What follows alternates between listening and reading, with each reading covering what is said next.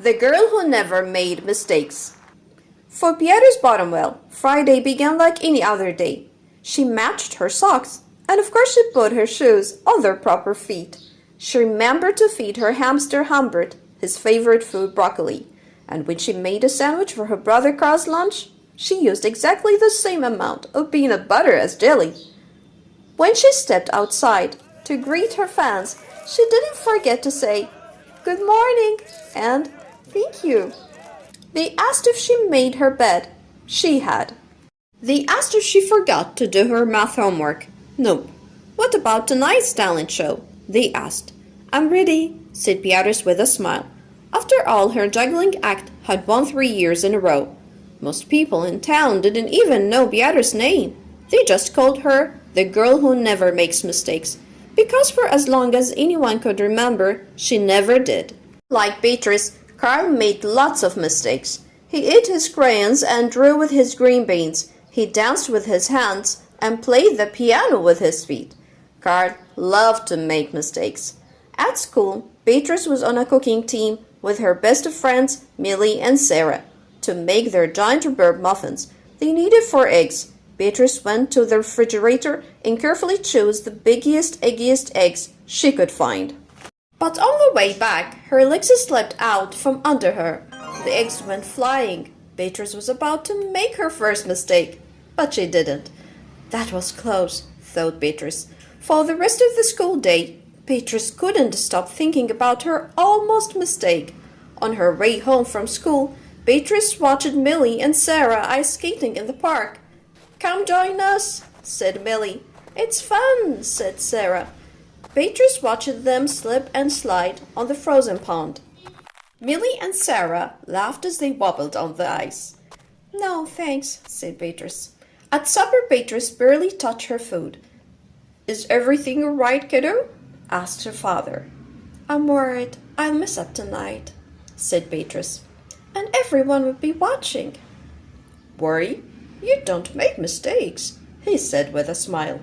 Beatrice tried to smile too. After supper, Beatrice got ready for the talent show.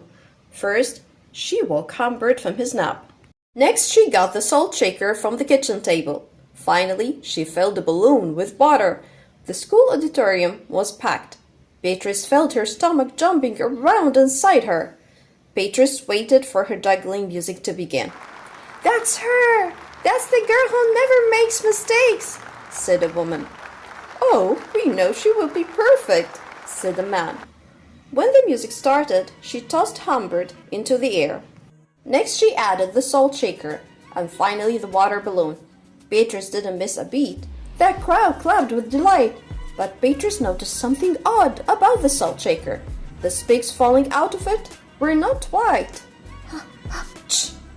Humbert was so surprised by his sneeze that he grabbed the water balloon with his claws.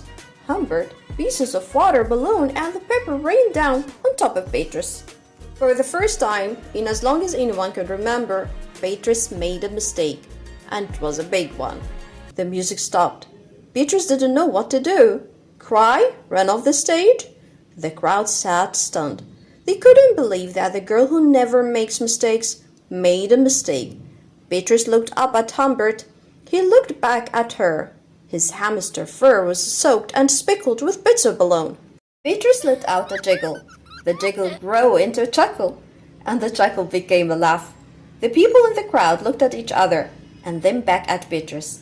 They began to jiggle, then chuckle, then finally roar with laughter. Beatrice and the audience laughed until they couldn't remember what they were laughing.